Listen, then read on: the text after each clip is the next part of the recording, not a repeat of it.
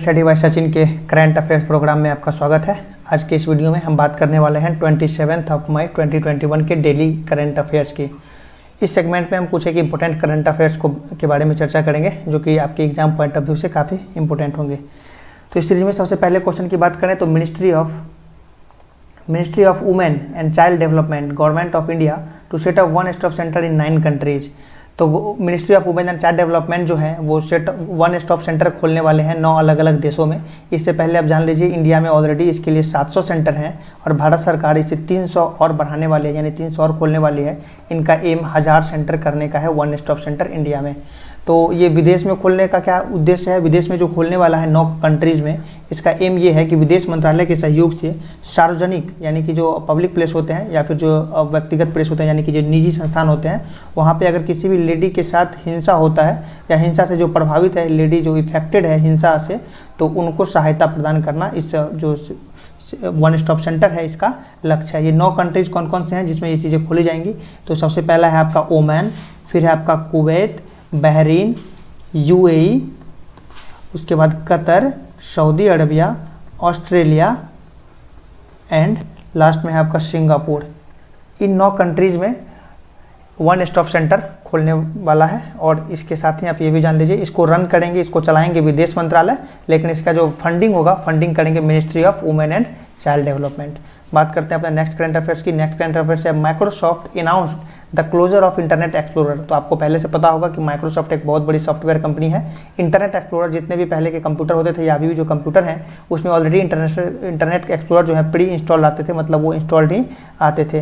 ये जो internet explorer है इसका स्थापना हुआ था 1995 में। इंटरनेट एक्सप्लोरर को जो लॉन्च किया गया था 1995 में और 2003 ईस्वी तक ये भारत का बहुत पॉपुलर वेब ब्राउज़र हुआ करता था।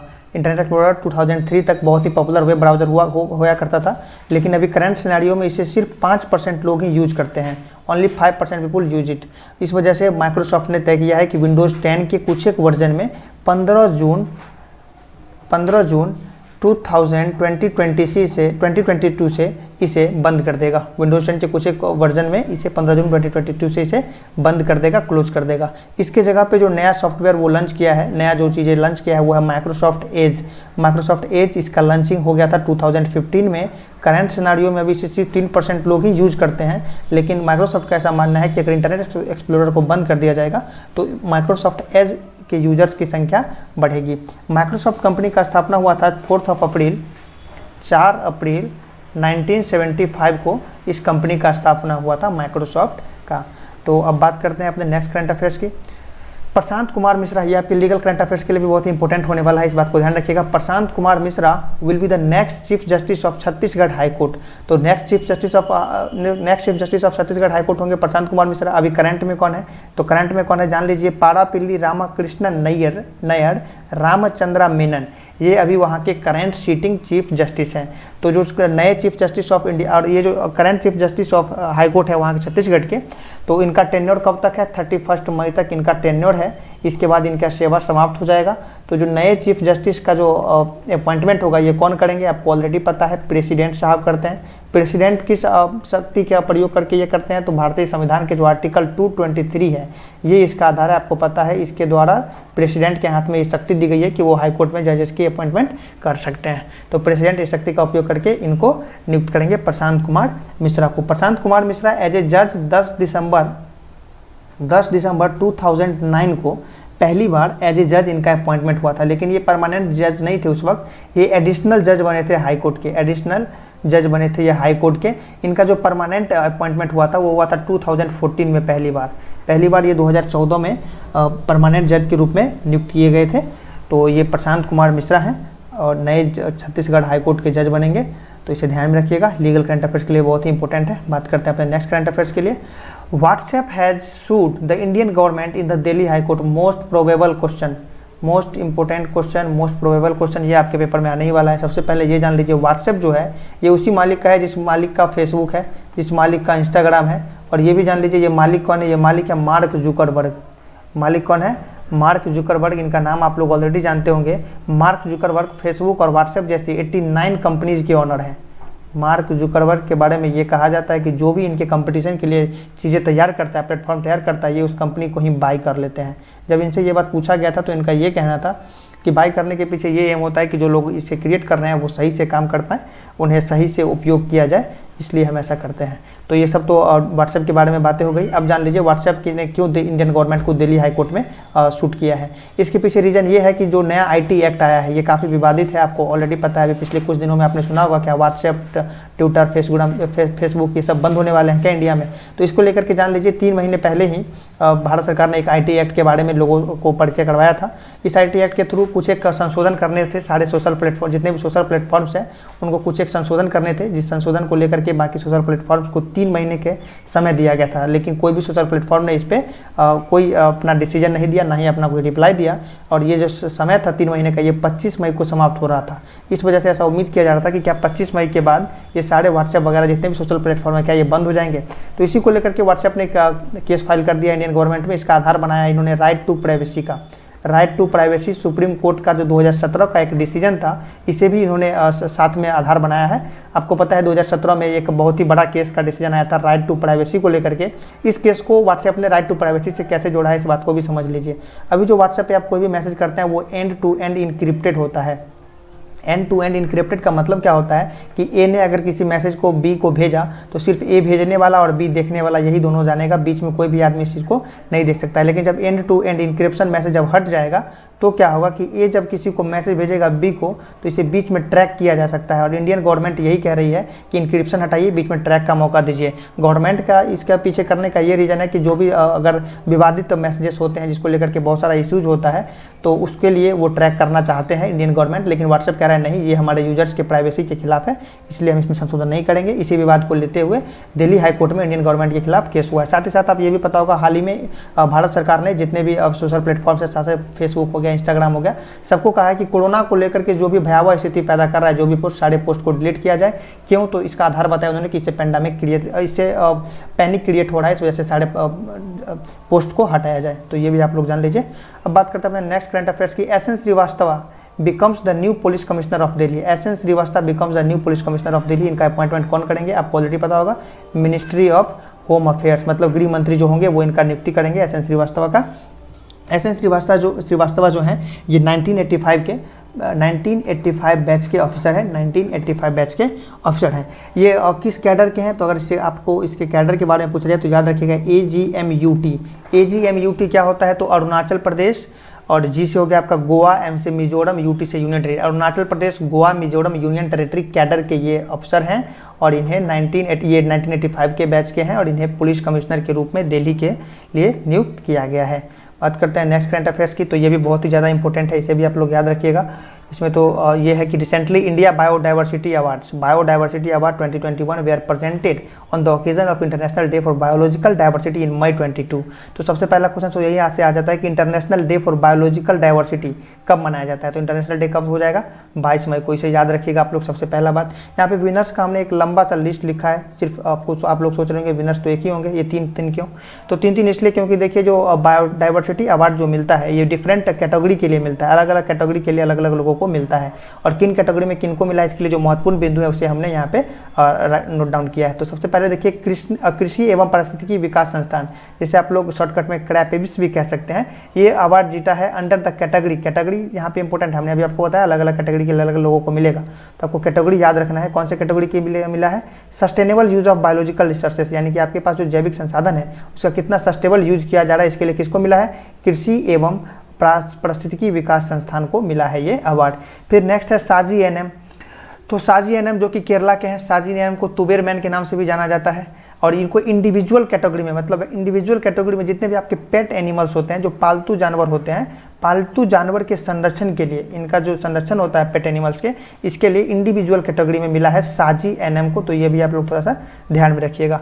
इसके बाद Khonoma nature conservation and tragopan sanctuary जो Nagaland on the award under sustainable use of biological resources. तो ये भी सस्टेनेबल यूज के लिए ही जीते हैं। तो इस तीनों पॉइंट को आप लोग याद रखिएगा। नेक्स्ट करंट अफेयर्स की बात करें तो Singapore is on the top in terms of FDI in India during the financial year 2021। तो इसका क्या मतलब होता है समझिए। क्या आप लोग FDI के बारे में जानते हैं? नहीं जानते हैं तो थोड़ा सा समझ लीजिए। एफडीआई का मतलब होता है कि फॉरेन से जो पैसा इंडिया के कंपनीज में लगता है या इंडिया में जो पैसा लगता है उसे बोलते हैं एफडीआई। इसे और अच्छे से समझना है तो मान लेते हैं कि ए नाम का कोई आदमी है जो कि फॉरेनर है, विदेशी है, और बी नाम का कोई कंपनी है जो कि इंडिया का है। तो अगर ए नाम का आदमी बी नाम की कंपनी में शेयर खरीदता है या फिर यहाँ से पार्टनरशिप लेता है, कम से कम 10% का, उस कंपनी के कम से कम 10% का हिस्सेदारी खरीदता है विदेशी, तो इस पैसे को बोलते हैं एफडीआई हो गया। एफडीआई में इन्वेस्टमेंट इसको बोल सकते हैं। एफडीआई के थ्रू ये पैसा आया तो इसे बोलते हैं एफडीआई। तो सबसे ज़्यादा पैसा जो इंडिया में आया है एफडीआई के थ्रू वो सबसे ज़्यादा आया है सिंगापुर से, और सेकेंड नंबर पर जो है वो है विश्व का चौधरी अमेरिका। अमेरिका से आया है सेकेंड नंबर का, सबसे सेकेंड नंबर पे है ये सबसे ज़्यादा पैसा एफडीआई के थ्रू इंडिया में इन्वेस्ट करने वाला। और नंबर 1 पे कौन है? सिंगापुर। इसे याद रखिएगा। साथ ही साथ ये भी याद रखिएगा कि अगर आपसे पूछ लिया जाए कि 2020 से 21 सेशन में कितने पैसे आए हैं एफडीआई के थ्रू, तो याद रखिएगा 81.72 अरब डॉलर, इतना अरब अमेरिकन डॉलर पैसा जो है सो इंडिया में आया है।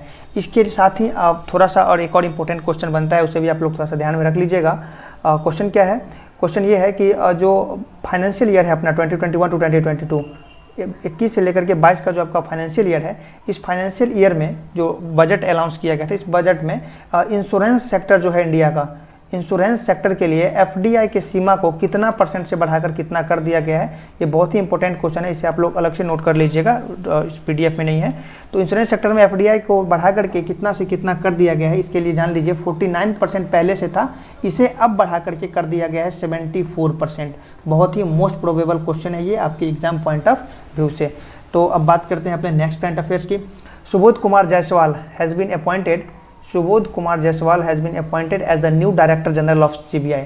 सुबोध कुमार जायसवाल को नए सीबीआई जनरल के रूप में अपॉइंटमेंट किया गया है, तो इसके बारे में भी थोड़ा सा जान लीजिए। ये थोड़ा सा इस बार काफ़ी ज़्यादा चर्चा में रहा है। चर्चा में इसलिए रहा है क्योंकि डायरेक्टर जनरल ऑफ सीबीआई का जो अपॉइंटमेंट होता है, इसके लिए जान लीजिए जो अपना सरकार होता है, जो गवर्नमेंट ऑफ इंडिया होती है, वो कुछ एक लोगों का लिस्ट लेकर के जाती है एक कमेटी के पास। एक कमेटी होता है जिसमें विपक्ष के नेता होते हैं, चीफ जस्टिस ऑफ इंडिया होते हैं और केंद्र सरकार होती है। ये जो कमेटी होता है, इस कमेटी के पास एक लिस्ट लेकर के जाती है सरकार, और इस लिस्ट में से जो सब मिल करके फैसला करते हैं वो वहाँ के वही आदमी डायरेक्टर जनरल ऑफ सीबीआई बनते हैं। तो इस बार जो अपना जो केंद्र सरकार है, मोदी गवर्नमेंट 3 लोगों के नामों को लेकर के गई थी, लेकिन इसमें जो कमेटी में जो चीफ जस्टिस ऑफ इंडिया थे, जस्टिस एन वी रमन्ना, तो रमन्ना साहब ने ये कहा कि अभी तक कई बार ऐसा हो चुका है कि इस नियम को अनदेखा किया गया है, लेकिन उन्होंने सुप्रीम कोर्ट के ही एक फैसले का हवाला दिया और इन्होंने बताया कि अगर किसी व्यक्ति का सेवा में सिर्फ 6 माह बचे हों या 6 माह से कम बचे हों, तो ऐसी परिस्थिति में उन्हें इस पोस्ट के लिए हम अपॉइंट नहीं कर सकते हैं। तो बाकी जो 3 लोग थे, इसमें से 2 मेंबर ऐसे थे जिनका सेवा काल सिर्फ 6 मंथ ही बचा था, तो ये 2 लोग ऑलरेडी छट जाते हैं और फिर फाइनली लास्ट में जो है सुबोध कुमार जायसवाल का अपॉइंटमेंट होता है डायरेक्टर जनरल ऑफ सीबीआई के रूप में। अगर आपको सुबोध कुमार जायसवाल के बारे में और कुछ जानना है तो ये जान लीजिए कि सुबोध कुमार जायसवाल 1985 बैच के आईएएस ऑफिसर हैं, और अगर कैडर की बात की जाए तो महाराष्ट्र कैडर के ये आईएएस ऑफिसर थे। ये ऑलरेडी रॉ के लिए भी काम कर चुके हैं, भारतीय खुफिया विभाग के लिए काम कर चुके हैं और भी बहुत ज़्यादा महत्वपूर्ण पोस्ट पे ये बैठ चुके हैं। तो अब बात करते हैं अपने नेक्स्ट करंट अफेयर्स की। और David Barnea appointed as Israel's next Mossad chief, यहाँ पे थोड़ा सा मिस्टेक है, ये डेविड हो जाएगा और यहाँ पे बर्निया हो जाएगा, अपॉइंटेड हो जाएगा, यहाँ पे अपॉइंटेड आई का मिस्टेक है। David Barnea appointed as Israel's next Mossad chief. आप लोगों को पता है इजराइल काफ़ी ज़्यादा चर्चा में रहा है पिछले कुछ एक दिनों में, और इजराइल से लेकर के अगर कोई खबर है तो वो कितना इंपॉर्टेंट होगा आप अंदाज़ा लगा सकते हैं। इजराइल का मोसाद क्या होता है? मोसाद जो होता है वहाँ का एक सिक्योरिटी एजेंसी होता है। मोसाद वहाँ का सिक्योरिटी एजेंसी है। इसके जो नए चीफ हैं वो कौन है? डेविड बर्निया को अपॉइंट किया गया है। अगर इजराइल की करेंसी की बात करें तो वो शकेल है, और अगर वहाँ के शकेल है वहाँ का करेंसी, और अगर पीएम की बात की जाए तो बेंजामिन नेतन्याहू पे हाल ही पे एक करप्शन का चार्जेस लगा था, फिर वहाँ पे इलेक्शन हुआ था, तो ये हाल फिलहाल में काफ़ी चर्चा में रहे हैं, और इजराइल फिलिस्तीन विवाद को लेकर के तो कंटिन्यू चर्चा में है ही बेंजामिन नेतन्याहू। तो ये काफ़ी इंपॉर्टेंट क्वेश्चन है आपका, इसे याद रखिएगा।